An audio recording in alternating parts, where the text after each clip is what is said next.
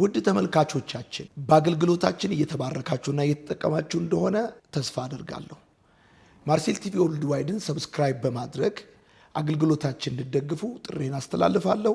የጌታ ጸጋ ሰላም ይብዛላችሁ። መዝሙር 30 ቁጥር 5 ላይ እግዚአብሔርን ቃል አንብበን ነው ምን ጀምረው። መዝሙር 30 ኦኬ፣ ከቆምን ሁላችን አንድ ላይ ቆመን መዝሙር 30 ቁጥር 5ን በጌታ በኢየሱስ ስም አነባለሁ። እንደዚህ ይነበባል። መዝሙር ምዕራፍ 30 ቁጥር 5 ቁጣው ለአጭር ጊዜ ነው፣ ቸርነቱ ግን እስከ ዕድሜ ልክ ነውና። ሌሊቱን በለቅሶ ቢታደርም በማለዳ ደስታ ይመጣል። ቁጣው ለአጭር ጊዜ ነው፣ ቸርነቱ ግን እስከ ዕድሜ ልክ ነውና። ሌሊቱ በለቅሶ ቢታደርም በማለዳ ደስታ ይመጣል። ሶስተኛውን ከኔ ጋር ነው አብረን የምናነበው። እኔ ካልኩት በኋላ እናንተ ደግሞ ድምጻችሁን ከፍ አድርጋችሁ በሉ። ቁጣው ለአጭር ጊዜ ነውና ቸርነቱ ግን እስከ ዕድሜ ልክ ነውና። ሌሊቱን በለቅሶ ቢታደርም በማለዳ ደስታ ይመጣል። ሌሊቱን በለቅሶ ቢታደርም በማለዳ ደስታ ይመጣል። እጃችሁን ከፍ አድርጉና ለቅሶ ማታ ቢሆንም በሉ እስቲ ጠዋት ግን ደስታ ይሆናል። ለመጨረሻ ለቅሶ ማታ ቢሆንም ጠዋት ግን ደስታ ይሆናል። ሲጮክ ብላችሁ ጠዋት ግን ደስታ ይሆናል በሉ። እጆቻችሁን ከፍ እንዳረጋችሁ እናመሰግናለን። አንተ ድንቅ አስተማሪ ነህ፣ ድንቅ መካር ነህ። በዚህ ማለዳ ደግሞ ለነፍሳችን፣ ለስጋችን፣ ለመንፈሳችን የሚያስፈልገው የቃል በረከት ይለቀቅ። በቃል ውስጥ ኃይል፣ ክብር፣ ፍላጎት፣ እቅድ፣ ዓላማ አለና ይህን የምንሰማውን ቃል በእምነት በማዋሃድ እንድንጠቀም እርዳን። በዚህ ቀን ላይ የሚሰለጥን ክፉ የታሰረ ይሁን። ሰማይ እንደተከፈተ ይቀር። የቃል ጠል ያረስርሰን። አዲስ ምዕራፍ በሕይወታችን ላይ ጀምርልን። በዚህ ዓመት የመከር ዓመታችን ነው ብለናልና በዚህም ቀን የሚያስፈልገንን መከር ልቀቅልን። ስለምትናገረን እናመሰግናለን። በኢየሱስ ስም አሜን፣ ሃሌሉያ። ጌታ ይባርካችሁ። አረፍ በሉ። የዳዊት መዝሙር ነው። ምዕራፍ 30 ቁጥር 5 ቁጣው ለአጭር ጊዜ ነው፣ ቸርነቱ ግን እስከ ዕድሜ ልክ ነውና። ሌሊቱ በለቅሶ ቢታደርም በማለዳ ደስታ ይሆናል።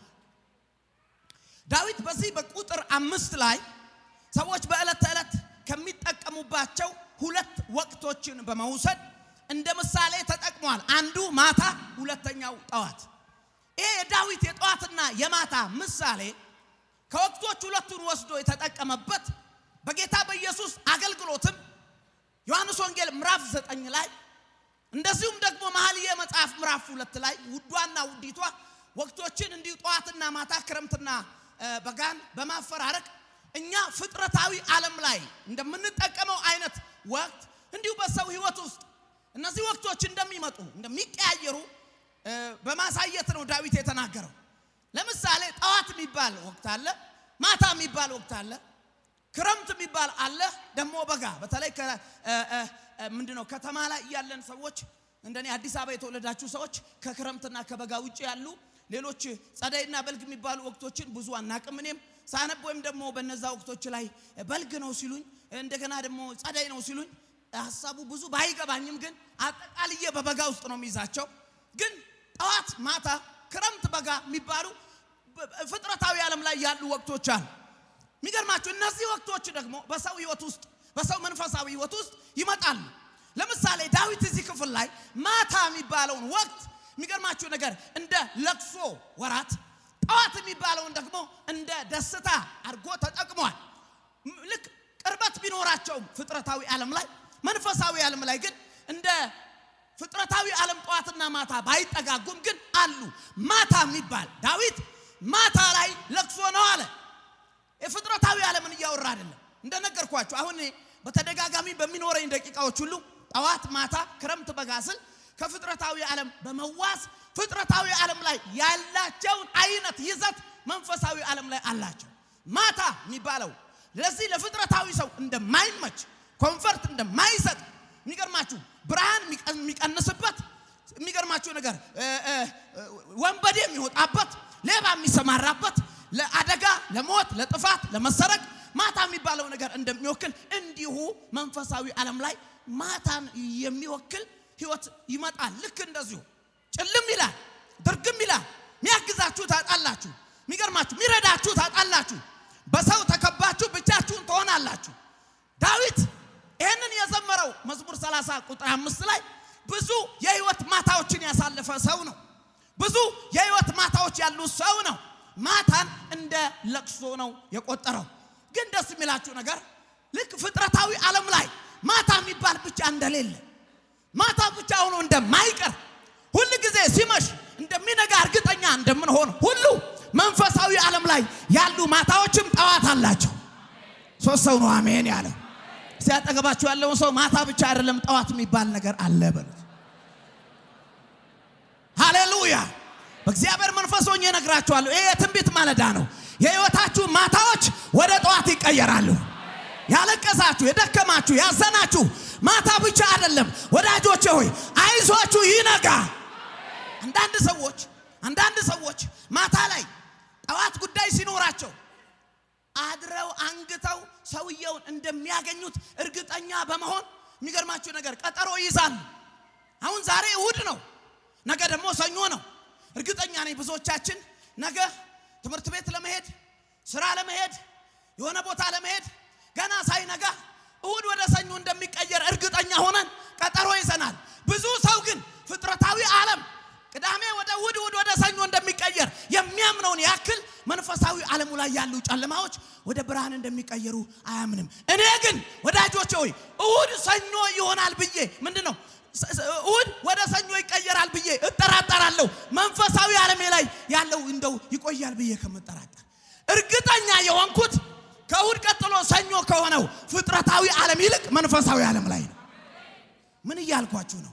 ማታ ብቻ አይደለም ጠዋትም አለ። ሲከኔ ጋር ደስ ብሏችሁ እንደዚህ በሉስ ሌሊቱ በሏል።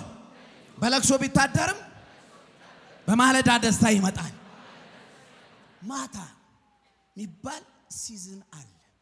የምናገርበት ርዕስ አንደኛው ክረምት አልፎ ሄደ በሚል ወይም ክረምቱ አለፈ በሚል ወይም ደግሞ ወቅቶች ይቀየራል። ይሄኛው ጥሩ ይመስለኛል። ወይም ደግሞ ይሄን ብትይዙ ጥሩ ነው። ወቅት ይቀየራል። ዳዊት ብዙ ማታዎችን ያሳለፈ ሰው ነው። አሁን የዳዊት ማታዎችን በዚህ ስፍራ ለመናገር አልመጣሁም። ከሱ ይልቅ መኃልየ ምዕራፍ 2 ላይ ስላለው ጉዳይ ለማውራት ስለመፈጠን ግን ቢሆንም ይህ ሰውዬ እግዚአብሔር ዙፋን የሰጠው ሰው ብዙ ወዳጆች ያሉት ሰው የሚገርማችሁ ነገር መንግስቱን ያጸናለት ሰው የሚወደድ የሚፈራ ሰው በእግዚአብሔር በእስራኤል ታሪክ ውስጥ እንደ ኮከብ ከሆኑ አባቶች መካከል ያለ ሰው የሆነ ወቅት ላይ አይታችሁ የምትወዱት የምትከተሉት የምትፈሩት በጣም እንደሱ ባደገኝ የምትሉት ዳዊት ዙፋን ላይ ከመውጣቱ በፊት ብዙ የህይወት ማታዎችን አሳልፏል። ማይነጉ የሚመስሉ ዝም ብዬ እንደውም ይሄን እግዚአብሔር ቃል እያጠናው ያለ የዳዊት ማታዎች ብዬ ለማጥናት ሞክሬያለሁ እና ፌመስ ሰው ስለሆነ በቤተ ክርስቲያን ታሪክ ውስጥ ብዙ ማታዎች አሉት። ገና ከልጅነቱ ጀምሮ የመረሳት ማታ አሳልፏል። ወዳጆቼ ሆይ ሰው ቢረሳችሁ ጥሩ ወይም ጎረቤት ቢረሳችሁ ጥሩ፣ በአባት መረሳት የመረሳትን ጉዳት ያጠነክረዋል። ዳዊትን የረሳው ወዳጅ ጓደኛው አይደለም።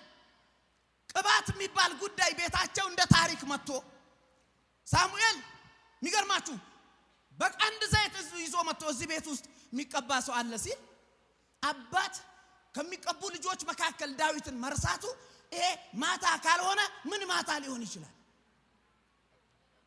ሰምታችሁኛል? እንደምንም አመሳስለ የጎረቤት ልጅ ሁሉ አምጥታ የምታስቀባበት ቦታ ላይ መረሳት የሚባል ለዛ ነው እኮ በተደጋጋሚ በመዝሙሮቹ በአባቱ ትኩረት ማጣቱን እናትና አባቴ ተውኝ እግዚአብሔር ግን ተቀበለኝ እያለ ብዙ ጊዜ ትኩረት ሳያገኝ ያደገ ሰው እንደሆነ ትመለከታላችሁ። አንበሳና ድብ ማታ አይደለም ብላችሁ ታስባላችሁ? ማታ እኮ ነው። አንበሳ ፊት ለፊት ስታይ ዳዊት አንበሳ ሲያይ የሚገለው ነገር እንደመጣ አይደለም የሚያስበው፣ ኮንፈረንስ እንደመጣ አይደለም የሚያስበው። ወዳጆቼ የሚነቃቃበት ጉዳይ ክብር ለኢየሱስ ይሁን፣ መሰለጥነው ነገር መጣ የሚል አይደለም ወዳጆቼ። ብዙ አንበሳና ድብ የታገለባቸው ብዙ ማታዎች ናቸው። ለዛ ነው ሳኦልን ፊት ለፊቱ አርጎ ጎልያድን እያየ እኔ እንደዚህ አይነት ብዙ ማታዎችን ያሳለፍኩ ሰው ነኝ፣ አንበሳና ድብ ታገላለሁ፣ የትግል ማታዎች ሮጣ ማታመልጥበት። እንደውም አንድ ታሪክ ሳነብ ስለ ዳዊት ታውቃላችሁ፣ በጣም ሳኦል እያሳደደው ሲያስቸግረው እንደዚህ ብሎ አሰበ። አጠገቡ ስለሆንኩ ነው እያሳደደኝ ያለው። ዋሻ ውስጥ ገባው ሊተወኝ አልቻለም። ከተማ ቀየርኩ ሊተወኝ አልቻለም። ሀገር ልቀይር ብሎ ፍልስጤም ሄደ። ፍልስጤም ዋንጋ ያለው ታሪክ ደግሞ ጥሩ አይደለም። በተደጋጋሚ በጦርነት ገጥሟቸዋል። ታውቃላችሁ አይደል? ጎልያድን ገሏል። ስለዚህ ይሄንን ፕሮፋይል ይዞ አስጠጉኝ ማለት ስለማይችል ራሱን እንደ ሳተ ሰው አድርጎ ደፍ ብሎ አረፋ ደፍቆ ንጉሱ እንደ እብድ እንዲቀበለው ሞከረ። እኔ የዳዊትን ሕይወት ሳየው አንድ የገባኝ ነገር ቢኖር የተቀባ ሰው ግን ልሁን ካለ ምንም ሊሆን ይችላል። ሰምታችሁኛል? ንጉስ ፊት ደፍ ብሎ በአፍንጫው አረፋ ምን ደፋደፉ ሲሆን አረፋው ግን ከየት ነው የመጣው? አይቶት ራሱ ንጉስ አምኖት ይሄ እኛ ፍልስጤም አገር እብድ አንሶ ነው እንዴ ከእስራኤል ኤክስፖርት የምታረጉት እብድ ወረዛ መልሱልኝ ብሎ እንደገና ሄዶ አረፋውን ታጥቦ እንደገና 600 ሰው ይዞ በቃ እሺ ወታደር ልሁን ባሪያ ልሁን ብሎ ያን በጣም ልብ ያዝናል። አንኩስም በእስራኤል ዘንድ የተጠላ ነው ብሎ አመነው ይላል። ይኸውላችሁ እግዚአብሔር ለኪዳን ለቅባት ያመነው ሰው ሌላ ሰፈር ለዘላለም ባርነት ታመነ። እጠቀምበታለሁ፣ ጉልበቱን እጠቀምበታለሁ። ወደ ሀገሩ የሚመለስበት ምክንያት የለም። ተጠልቷል። የመጠላት የመገፋት የባርነት ማታው አያልቅም። ይሰውዬ ኒነጋ የማይመስሉ ጠንካራ እንደውም አንድ ቦታ ላይ ወደ ጎረቤት ሀገር እናትና አባቱን ወስዶ እግዚአብሔር የሚያረጋልኝን እስከማቅ ድረስ አንተ ጋር ይቀመጡ ብሎ እነሱን አስቀምጦ እሱ ዘመኑን በሙሉ በስደት በመንከራተት ያሳለፈ ሰው ነው ዳዊት። ግን ወዳጆቼ ሆይ በመንከራተት ጀምሮ በመንከራተት አልጨረሰም። አንድ ቀን ፀሐይ ወጣ በዳዊት ሕይወት ውስጥ እና መዝሙር 30 ጻፈ። ምን ብሎ? ማታ ለቅሶ ነው፣ ጠዋት የሚባል ነገር አለ፣ ጠዋት ላይ ይሳቃል አለ። የዳዊትን ማታዎች ወደ ጠዋት የቀየረ እግዚአብሔር ዛሬ ማለዳ ላይ የእናንተን ማታ ወደ ጠዋት ይቀይረዋል። ሶስት ሰው አሜን ብሏል። ሲጩና ከኔ ጋር ማታዎች ወደ ጠዋት ይቀየራሉ በሉ።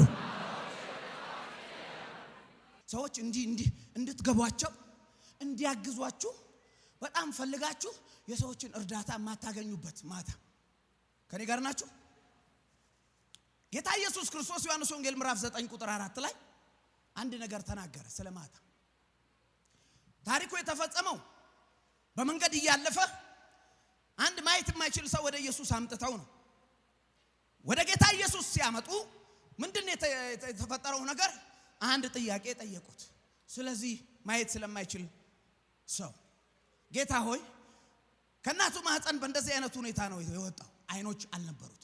የሥነ መለኮት አስተማሪዎች እንደሚናገሩት ይሄ ሰውዬ የአይን ቦታው ነው እንጂ አይኑ ራሱ የለም። በቃ ለዛ ነው ኢየሱስ እንትፍ ብሎ በጭቃ ያድቦለቦለና ጭቃ የቀባው አይን የሰራለት ብለው ያስተምራሉ። እኔም ተስማምቻለሁ። አይን በሕክምና ብዙ ስብስብ ነገር ቢኖረው ኢየሱስ ግን አፈር ሲነካው አይን እንደሚሆን በቃ ዮሐንስ ወንጌል ምዕራፍ 9 ላይ ነው የምታዩት። እና ሰውየው ጌታ ኢየሱስ ጋር ሲደርስ ከከፍተኛ ወቀሳ ጋር ነው የደረሰው። በእንደዚህ አይነት የመወለዱ ምክንያት ማን ነው? እኔ አሁን ሌላ ጊዜ ዮሐንስ ወንጌል ምዕራፍ 9ን አገለግላለሁ። ግን እንዲሁ ወደ ኢየሱስ ሰውየውን ያመጡት የሰውየውን የችግር ምንጭ ለማግኘት እንጂ ሰውየውን ለመርዳት አይደለም። ተቸግረዋል በሰውየው ሁኔታ። እንደዚህ ሆኖ እንዲወለድ ኃጢአት የሰራው አባቱ ነው እናቱ ናት ወይስ ራሱ ነው? የሰራዊት ጌታ እግዚአብሔር አባቱ ነው ይላል የሚለው መገለጥ ለሰውየው ምንድነው የሚጠቅመው? ምንም። የሰራዊት ጌታ እግዚአብሔር እናቱ ሃይስኩል እያለች የሰራችው ኃጢአት ነው ቢል አይን ይሆነዋል? አይሆነውም። ምንም ባያመጡትም ሰውየው ወደ ኢየሱስ ከመጣ በኋላ እነሱ ለጠቅላላ ዕውቀት የኃጢአቱን መነሻ ይይዛሉ እንጂ ሰውየውን ምንም የሚረዳው ነገር የለም። አንዳንድ ሰዎች እኮ የሚያደርቋችሁ በማትጠቀሙበት ነገር ነው። መጣው ስንት ልጆች አሉ ይሉኛል። የምናገረው ለልጆቼ ምን እንደሚያደርጉ ካወኩ በኋላ ነው። ዝም ብለው ማን ነው ኃጢአት የሰራው አሉት ኢየሱስን። አባቱ ቢል አባቱ ጠርጥረና ሊሉ እንጂ ለሰውየው አይን አይሆነው። እናቱ ቢል ጌታ ኢየሱስ ግን አንድ ነገር ተናገረ።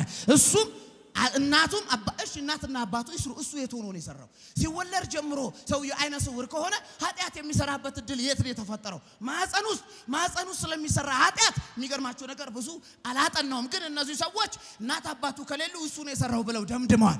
ጌታ እንደዚህ ያለ እሱም እናቱም አባቱም ኃጢአት አልሰሩም፣ የእግዚአብሔር ስራ በሱ እንዲገለጥ ነው ብሎ ቁጥር 4 ላይ እንደዚህ ያለ ቀን ሳለ የላከኝን ስራ ላደርግ ይገባኛል፣ ማንም የማይሰራባት ሌሊት ትመጣለች። ደገመው የዳዊትን ቃል ሌሊት ማገልገል ፈልገ ማታገለግልበት ሌሊት መስራት ፈልገ ማትሰራበት። እኔ ይሄንን ቃል ለመጀመሪያ ጊዜ ያነበብኩለት ዮሐንስ ወንጌል ምዕራፍ 9 ኢየሱስ ሌሊት ያለበትን ጉዳይ በብዙ ለማጥናት ሞክሬያለሁ። ምክንያት የሚያነጋ የሚያጨልም እሱ ሆኖ ሳለ ወዳጆቼ ሆይ ፀሐይና ጨረቃን በእጁ ፈጥሮ ሳለ የሁሉ ባለቤት ሆኖ ሳለ የማልሰራበት ሌሊት አለ ካለ ለኔማ ምንኛ ብዙ ሌሊቶች ሊኖሩ ይሆን? ምንድነው ሌሊት ብዬ ሳጠና ኢየሱስ ክርስቶስ የሚገርማችሁ ይሄን ሰውዬ ወደ ኢየሩሳሌም እየሄደ ነው ያገኘው። ወደ ኢየሩሳሌም ከጥቂት ቀናት በኋላ ይሰቀላል። ይሄ ሰውዬና ጌታ ኢየሱስ የተገናኙት ቀን ነው። ምን ማለት ነው? ጌታ ኢየሱስ ሰውዬውን ሊፈውስ የሚችልበት አትሞስፌር አለ። ከሳምንት በኋላ ጌታ ኢየሱስ መስቀል ላይ ነው። መስቀል ላይ ሆኖ የሰውዬ ታች ቢሆን ወርዶ አይፈውሰው። የሚገርማችሁ አሁን እዚህ ጋር ኢየሱስ መሬት ላይ ሰውዬው መሬት ላይ፣ ከትንሽ ጊዜ በኋላስ ኢየሱስ መስቀል ላይ ሰውዬው መሬት ላይ። ስለዚህ መስቀል ላይ ኢየሱስን ለሰውየው ማግኘት ሌሊት ይባላል። ሊፈውስ ቢፈልግም ሌላ ተልእኮ ላይ ነው ያለው። ሊረዳው ቢፈልግም ሌላ ጉዳይ ላይ ነው ያለው። ምክንያቱም ወደ ታች ጎንበስ ብሎ ጭቃ አንስቶ ብሎ የሰውየው አይኖችን የቀባባቸው እጆች ከሳምንት በኋላ የኢየሱስ እጅ ላይ ጭቃ ሳይሆን ሚስማር ነው የሚይዙት። ጭቃ ሳይሆን መስቀል ነው የሚይዙት። ለዚህ ከሳምንት በኋላ ሌሊት የሚባል ነገር ይመጣል። አሁን ግን ቀን ነው። መፈወስ ይቻላል፣ መስራት ይቻላል። ሁሉም የእግዚአብሔር ሰዎች ወደ ኋላ ታሪካቸውን ስታጠኑ እኔ ባዮግራፊ ወዳለሁ። ትልልቅ የእግዚአብሔር ሰዎችን ምን ህይወታቸውን ሳይ ብዙ ሌሊቶች አልፈዋል። የማይነጋ የሚመስል ቀጣይ ምዕራፍ የሌለ የሚመስል ማገልገል የማይቻል የሚመስል ሌሊቱ ረጅም፣ ችግሩ ረጅም፣ ወዳጆች የማትወጡበት የሚመስል ጉድጓድ ውስጥ መግባት ሌሊት ነው። ግን ደስ ይበላችሁ፣ ፍጥረታዊ ዓለም ላይ ያለው ማታ ጠዋት እንደሚሆን ህይወታችሁ ላይ ያሉ ማታዎችም ጠዋት ይሆናሉ። ይችኛውን ፀሐይ ያወጣት የእናንተንም ፀሐይ ያወጣዋል። ሶስት ሰው ነው አሜን ያለው። እሺ ወደ ሁለተኛው ሐሳብ ከመግባቴ በፊት ለመጨረሻ አጠገባችሁ ያለውን ሰው ጨብጣችሁ ማታ ብቻ አይደለም ጠዋት የሚባል ነገር አለ በሉት። አሜን። እግዚአብሔር እንደዚህ ብሎኛል፣ ጠዋት ይሆናል። ይሄ ደግሞ ዓመታችን የመከራ ዓመት ነው። ሃሌሉያ። ጠዋት ይሆናል። ጉባኤው ጠዋት ይሆናል ይበላል። ችግሩ ምንድነው? ፍጥረታዊ ዓለም ላይ ያለውን ጠዋትና ማታ በጋራ ነው የምንጠቀመው አይደል እንዴ? አሁን ሁላችንም እሁድ ላይ ነው ያለነው። ማክሰኞ እንዳለ የሚሰማው ሰው ካለ እሱ ተሰማው እንጂ ማክሰኞ አይደለም ያለ። ግልጽ ነው አይደለ? አንዳንድ ሰው ከመሬት ተነስቶ ሮብ ላይ አርብ እንደሆነ ይሰማዋል። በቃ ተሰማው እሱ እንጂ ሪያሊቲ ፍጥረታዊ ዓለም ላይ ያሉ ጠዋትና ማታዎችን እኩል ነው የምንጠቀማቸው። እኛ ጸልየንም ስንጨርስ የሚገርማችሁ ነገር እዚህ ደግሞ ቦሌ ላይ ጨፍረውም ሲጨርሱ ሁላችንም እኩል ነው ሰኞ የምንገባው። መንፈሳዊ ዓለም ላይ ያሉ ማታና ጠዋቶች ግን የግል ናቸው። ችግሩ እኮ እሱ ነው፣ የግል ናቸው። አሁን ሰው በጣም የሚገርማችሁ ነገር ከሰው ጋር መኖር የሚቸግረው የግሉን ማታ የሰው ሁሉ ማረቅ የግሉ በዚህ ሰዓት እንደዚህ አይነት ነገር ጥሩ ነው ይላቸዋል። ግልጽ ነው። በማገልገልበት ቤተክርስቲያን ውስጥ የደስታ ዓመት አለኝ መንፈስ ቅዱስ እና ቆይቷል። ከ7 ከ8 ዓመት በፊት አልኩኝ። መጀመሪያ የደወለልኝ ሰውዬ ብዙም አላቀውም። አገሪቱ እንደዚህ ባለች ሁኔታ ውስጥ እና አሁን የደስታ ዓመት ይባላል አለኝ እና ደንግጬ የምን ዓመት ልበል ብዬ የደም ጎርፍ ዓመት ልበል የመከራ ዓመት ልበል እንደዚህ ሁሉ ነገር የጋራ ሚልኪያስ መጽሐፍ ላይ ራሱ ስሜን ለምትፈሩ ለእናንተ የጽድቅ ፀሐይ ትወጣላችኋለች ተብሎ ነው። እቺኛዋ ፀሐይ ለሁሉ ነው የምትወጣው። እየመረጠች የምትወጣ ፀሐይ አለች። ሁለት ሰዎች አንድ ላይ ቢሆኑ ለብቻ የምታበራ ፀሐይ። ለዛ ነው አንዳንዴ በመከራ ውስጥ ስታልፍ ሰዎች አይረዱ። ለምንድን ነው ማይረዱኝ? ለምንድን ነው ማይገባቸው ብለ የሚገርም ነገር መታገል የለብም። ለብቻ ነው የጨለመው። ግን ደስ ይበል፣ ይነጋል። ሶስት ሰው ነው አሜን ያለው። ይነጋል። በጣም የምናገለግል ወንድሞች እንዳጋጣሚ ሆኖ ባለፈው ኢዮቴ መስክርላችኋለሁ ቶሎ ከኢትዮጵያ ወጡ። ፋይናሊ ብቻዬን ቀረው እዚህ ማለት ነው። እና ሰብሰብ ብለው የሚያነቡትን ደብዳቤ ጻፍኩላቸው። ደብዳቤውን ጽፌ በጣም ውጥረት ውስጥ ነው የነበርኩት። እኔ ያገለገልኩኝ ልወድቁሉ ይችላልው በጣም ከተግዳሮቱ የተነሳ እና ለፓስተሩ ያገለገልኩ ከወደኩኝ መንፈስ ቅዱስ የጣለኝ መስሎ አብረኝ እንዳትወድቅ ደክሞኝ ነው ከበላው 3 ቀኔ ነው። ስለዚህ ቶሎ ደግፈ ጁስ ነገር አፌ ላይ አርግ እያልኩ ያሳሰብኩ ነው። በዛው እነሱ አሜሪካ ሆነው ለምንድን ነው ብዬ ደብዳቤ ጻፍኩላቸው። የሚገርማችሁ ነገር ደብዳቤ ጽፌ ጨርሼ ደብዳቤውን ሳነበው አለቀስኩኝ። አሳዘነኝ ሰውየው። ለራሴ ጻፍኩት ደብዳቤ ማለት ጽፌ ምን ብዬ እኔ ወንድማቸው አብረና አፈር ምናምን ብዬ ጽፌ ጨርሼ ከአጣጥፌ ከመላኬ በፊት የሚገርማችሁ ነገር ሳነበው አለቀስኩኝ። እርግጠኛ ነኝ አይደለም ዶላር መላክ ራሳቸው ይመጣሉ ብዬ ማለት ነው። ከዛም በኋላ ደረሰ እንትኑ ከዛ በኋላ ተጣራው እግዚአብሔር አሰበኝ ብዬ ሲሄድ በረዶ ላይ የተንሸራተቱ ፎቶ ላኩልኝ። እኔ ያልገባኝ ነገር ማታው የግሌ ነው። በቃ አለቀ። የግሌ የኔን ማታ የነሱ ማታ ለማድረግ ይሁን ለብቻ ማታን ስታሳልፍ የምታቀው ጉዳይ የለም። ዘምሩ ሲባል ሰው ሁሉ ሲዘምር እነሱ ምን አለባቸው ይዝለሉትን አለ። በቃ የግልህ ማታ ነው። ደስ ይበል ግን ማታ እንደሆነ አይቀርም። ከዚህ በኋላ ትንቢት ነው የምናገረው። ውጭ ያላችሁ ሰዎች ይነጋል። ትላንት ቅዳሜ ነበረ መሸ ነጋ እሁድ ሆነ። እሁድ ደግሞ ይመሽና ይነጋል ሰኞ ይሆናል። እነዚህን ወቅቶችን የቀያየረ በዙፋኑ ላይ ያለ በግል የጨለመባችሁ ነገር ያነጋዋል። አንድ ሰው ይነጋል ይበላል። ዳዊት ማታዎችን አሳልፍ ያለው የመንከራተት ማታዎችን ከአንበሳ የመታገል ማታዎችን ከድብ የመታገል ማታዎችን የመረሳት ማታዎችን በዚህ የሳውል ቀስት በዚህ ረሃብ በዚህ ወንድሞች ሰልፍ በዚህ ትልልቅ ድንጋይ ይዞ እንወግራለን ማለት አገር ቀይሮ አለመሳካት ሚስትን መቀማት ንብረትን መቀማት ተስፋ መቁረጥ ሞትን በውስጥ መስማት ብዙ ማታዎችን አሳልፈና አንድ ቀን ሰገነቱ ላይ ቁጭ ብሎ እነዛን ማታዎች ሲያስብ አልፈዋል። እንደዚህ ብሎ ዘመረ። ማታ መጥቶ አልቅሻለሁ አሁን ግን ጠዋት ሆነ አለ። ለአንድ ሰው ይታየኛል ጠዋት ይሆናል። መንፈስ ቅዱስ ይናገረኛል። የሚያነጋላቸው ሰዎች በሰው መካከል ብቻቸውን ሆነው ያለቀሱ ሐዘን አውርተው ሰዎች ያልተረዷቸው የሚያልፉበት መንገድ የጠነከረባቸው ማታ ያሉ ሰዎች አባቴ አለኝ ጠዋት ይሆናል። ለመጨረሻ ጩህና ጠዋት ይሆናል በሉሲ። ክብር ለኢየሱስ ይሁን። መኃልየ መጽሐፍ ላይ ሁለተኛውን ወቅት እዚህ በኋላ በፍጥነት ትንቢት እናገራለሁኝ የትንቢት ማለዳ ስለሆነ ሃሌሉያ። ምዕራፍ 2 ይሄ ደግሞ ስለ ወቅት ነው፣ ስለ ክረምት በጋ። በጣም ግርም ነው የሚሉኝ እነዚህ ሁለቱ ውዶች። አንድ ውድ አለ ውጪ ነው፣ አንድ ውዲት አለች ውስጥ ናት። ፍቅራቸውን ሲገላለጡ እሷ ውዷን እንደ ሚዳቆ ነው የመሰለችው፣ እሱ ውዱን እንደ እርግብ ነው የመሰላት። አብረው እየኖሩ አይደለም ተለያይተዋል። እንደዚህ ይላል መኃልየ መጽሐፍ ምዕራፍ 2 ከ1 እስከ 17 ሙሉ ታሪኩ ነው። እኔ ግን ከ9 እስከ 15 ነው ማነበው። አንድ ላይ እናንብበው። ቁጥር 8ን ልጨምርበት። እነሆ የውዴ ድምጽ በተራሮች ላይ እየዘለለ በኮረብቶችም ላይ እየተወረወረ ሲመጣ ይሰማኛል። ውዴ ሚዳቆ ወይም የዋልያ ግልገል ይመስላል። እነሆ ከቤታችን ግድግዳ ኋላ ቆሟል። በመስኮት ትክ ብሎ ወደ ውስጥ ያያል። በፍርግርጉም እያሾለከ ይመለከታል። ውዴ እንደዚህ አለኝ፣ ፍቅሬ ሆይ ተነሺ፣ አንቺ የኔ ቆንጆ ሆይ ከኔ ጋር ነይ። ቁጥር 11 መፈልገው እነሆ ክረምቱ አለፈ።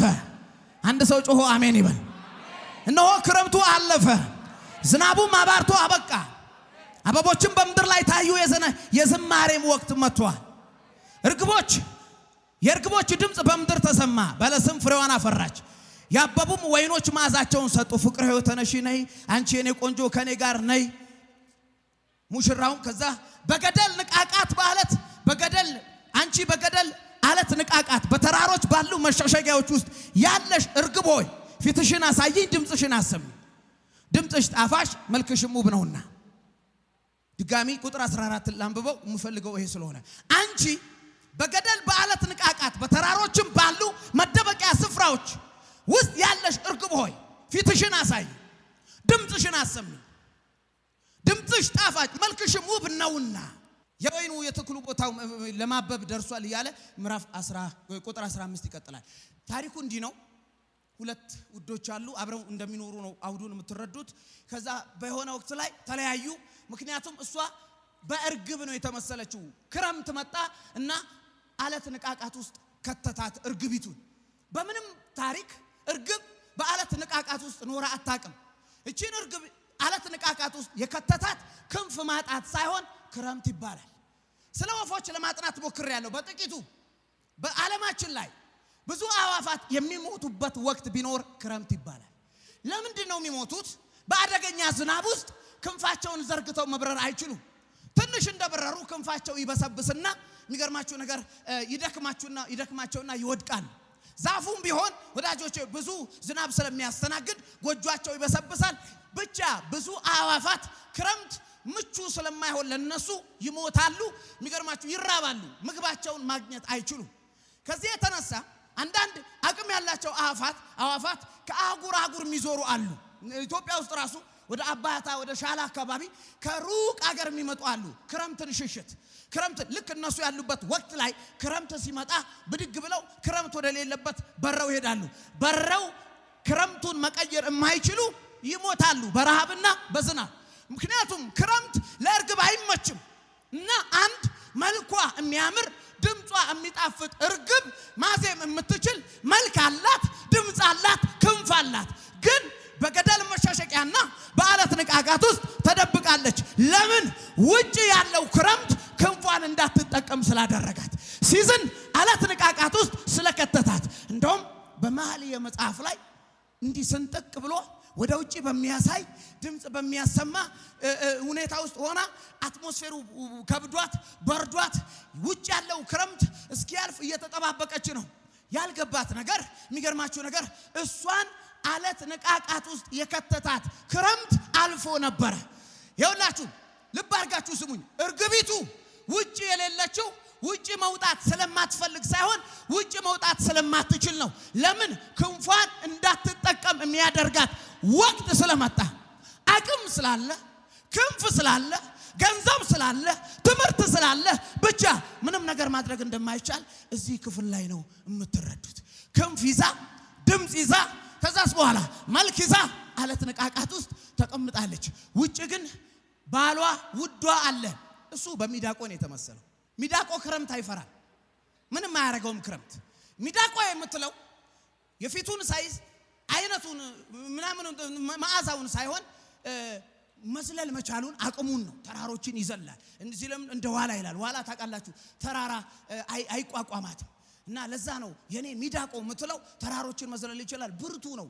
እሷን ለማግኘት ተራሮችን ኮረብቶችን እየዘለለ መጥቷል እዚህ ክፍል ላይ ያቺ ክንፍ ያላት መልክ ያላት ድምጽ ያላት ውዱ ናፍቀዋለች ነገር ግን ሊያገኛት አይችልም ከሱ በራቀ መልኩ በተሰነጠቀ አለት ውስጥ ተቀምጣለች ነይ ውጪ ያላት ነው ከዛ ሮጦ መጥቶ ወደሷ ድምጽ ላከ መግባት አይችልም ሚዳቆ በተሰነጠቀ አለት ውስጥ መግባት ስለማይችል ከባህሪዋ ውጪ ከእርግብነቷ ውጪ እርግብ በማትኖርበት ቦታ ያኖራት ወቅት መጥፎ ነው ማግኘት የሌለባችሁ እንድታገኙ መልበስ የሌለባችሁ እንድትለብሱ መኖር የሌለባችሁ ቦታ እንድትኖሩ ያረጋችኋል ዛሬ ግን ስፍራችሁን የቀየረውን ወቅት እግዚአብሔር ያነሳዋል እርግብ ዛፍ ላይ እንጂ አለት ንቃት ውስጥ ልትኖር አትችልም ሸለመጥማጥ ነው አለት ንቃቃት ውስጥ የሚኖረው ግን ክረምት እስኪያልፍ ከእርግብነት ወደ ሸለመጥማጥነት አይነት ባህሪ ተቀይራ ክንፍ ይዛ አትበርም መልክ ይዛ አትታይም ድምጽ ይዛ አትዘምርም ለምንድን ነው ብትላት ውጪ ያለው ሲዝን ይዟታል ዛሬ ማታ እንደዚህ ያለኝ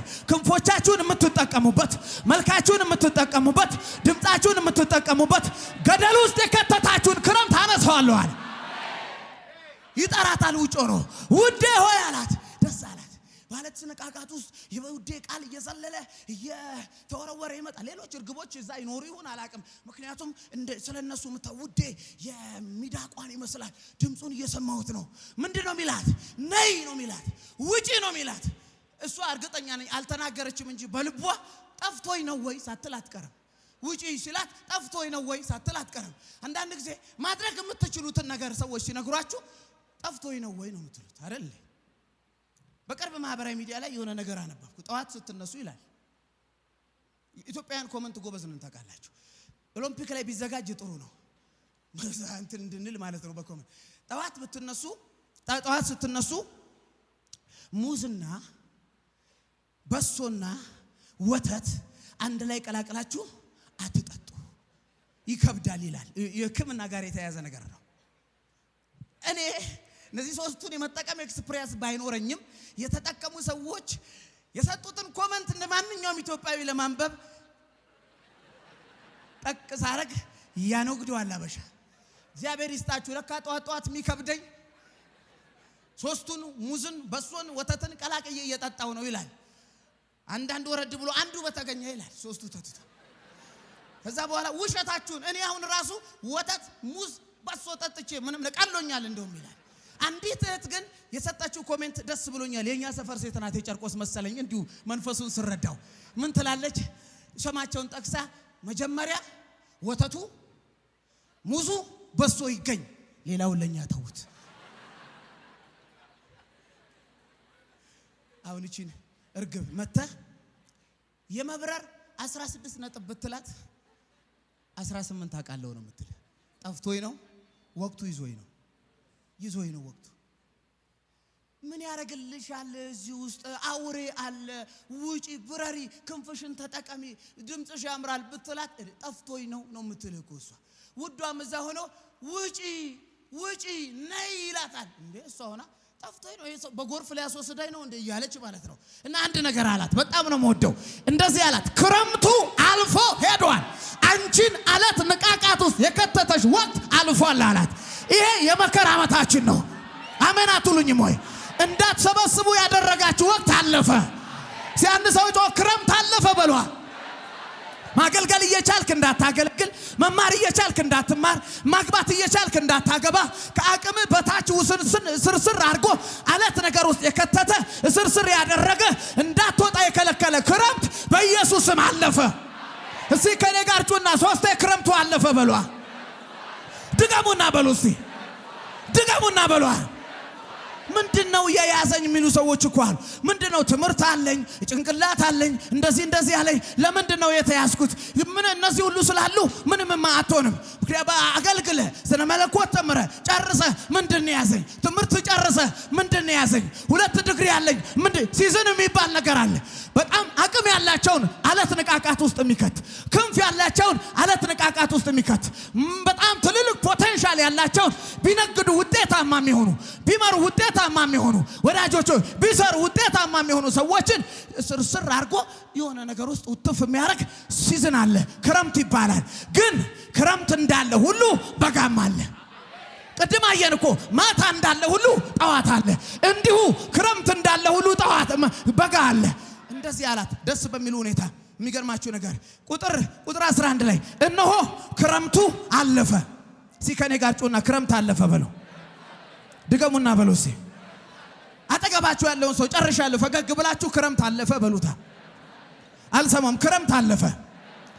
ከዛ ምን አለ መሰላ? ክረምቱ አለፈ ካለ በኋላ ክረምቱ አለፈ፣ ዝናቡም አባርቶ አበቃ።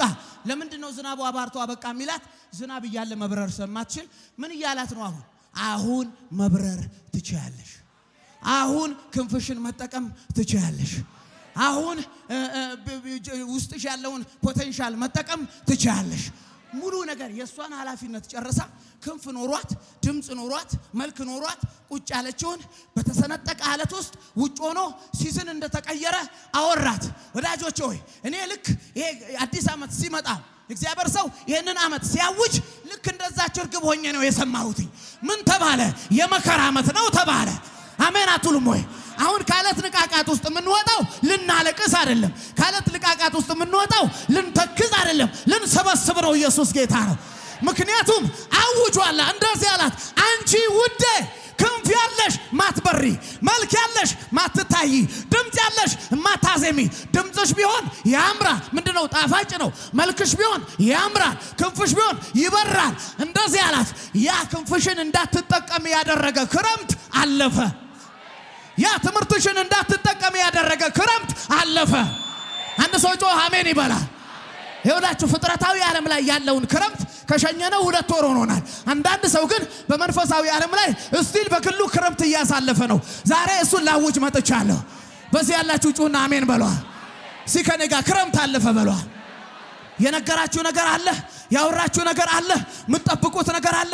እግዚአብሔር እግዚአብሔር እንደዚህ ነው ብሏችሁ ግን ያላችሁና ምታልፉበት ምትኖሩበት እንደ ልክ እንደ እርግቧ ዛፍ ላይ ሳይሆን አለት ንቃቃት ውስጥ ያላችሁ ከሰማችሁትና ከጠበቃችሁት የህይወት ስታንዳርድ ወርዳችሁ በጉዳት ያላችሁ እንደዛ ውድ ሲዝን እንደተቀየረ ነግራችኋለሁ። ክረምቱ አልፏል። ጩና አሜን በሏ። እነሆ በምድር ላይ ከዛ ክረምት አለፈ፣ ዝናቡ አባርቶ አበቃ። አሁን ስትወጪ የሚያገኝ ዝናብ የለም ካለ በኋላ በጣም ሞደውን ሁለት ነገር ተናግሯል። እሱን ተናግሬ ጨርሳለሁ። የመጀመሪያው በለሱ አፈራ ነው ያለው። ሁለተኛው ወይን ደረሰ ነው ያለው። በእስራኤል ባህል በለስና ወይን የአራት ነገር ምሳሌ ነው። የመጀመሪያው የደስታ ወይን ካለ ደስታ አለ። ሁለተኛው የብልጥግና ወይም የሀብት፣ ሶስተኛው የሐሴት፣ አራተኛው በዚህ ዓመት የታወጀው የመኸር ወይም መከር። ኢየሱስ ጌታ ነው። ይኸውላችሁ እቺ ሴትዮ ቦታ አይደለም የቀየረችው፣ ሲዝንም የህይወት ስርዓትም ነው የቀየረችው። ስትወጣ የሚጠብቃት የደረሰ በለስ ነው። ምንድነው እየጠበቃት ያለው? ወደ ሀብት ነው የጠራት። እንደዚህ አላት፣ ክረምቱ አልፏል አላት። ሃሌሉያ። ነይ እዚህ በለስ እየተበላ ነው አላት። በረሃብ እንዳትሞች እዚህ ክረምት ስላለፈ ወይን ራሱ ጎምርቷል አላት። እና ነይ ወደ ብልጥግና እያላት ነው።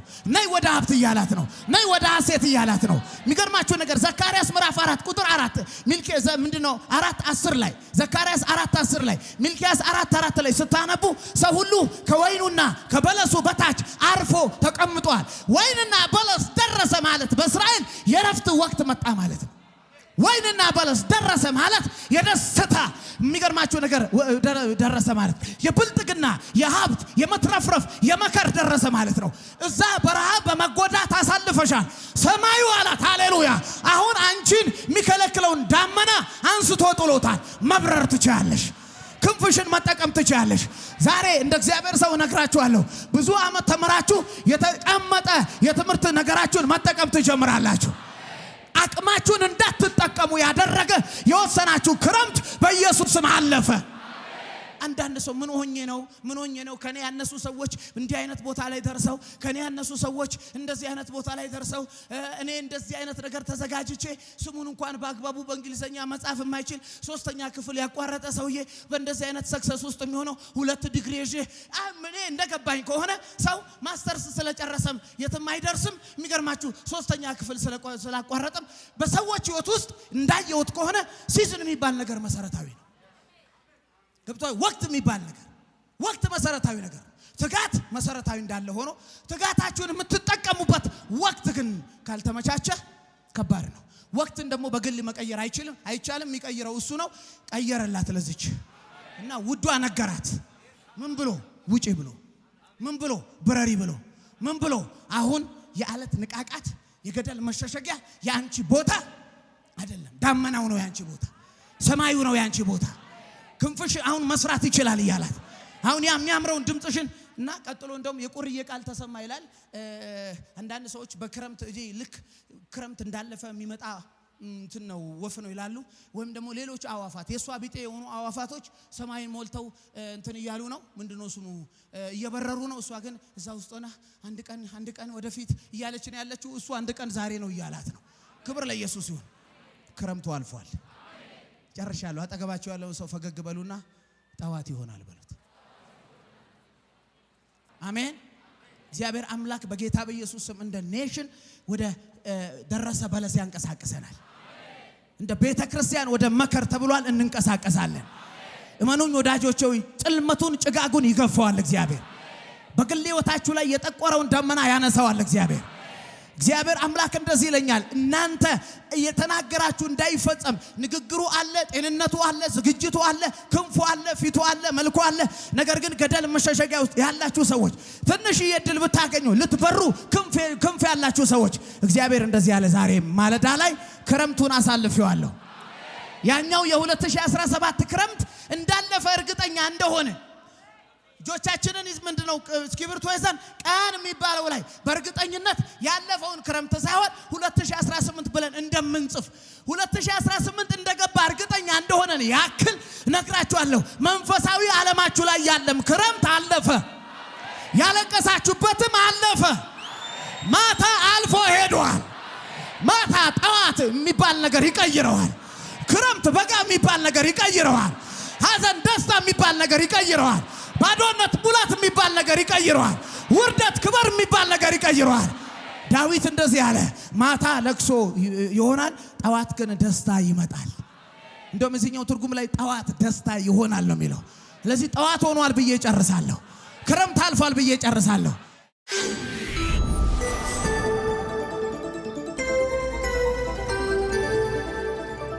ወንጌል ይለውጣል። ውድ ተመልካቾቻችን በአገልግሎታችን እየተባረካችሁና እየተጠቀማችሁ እንደሆነ ተስፋ አደርጋለሁ። ማርሴል ቲቪ ወርልድ ዋይድን ሰብስክራይብ በማድረግ አገልግሎታችን እንድትደግፉ ጥሬን አስተላልፋለሁ። የጌታ ጸጋ ሰላም ይብዛላችሁ።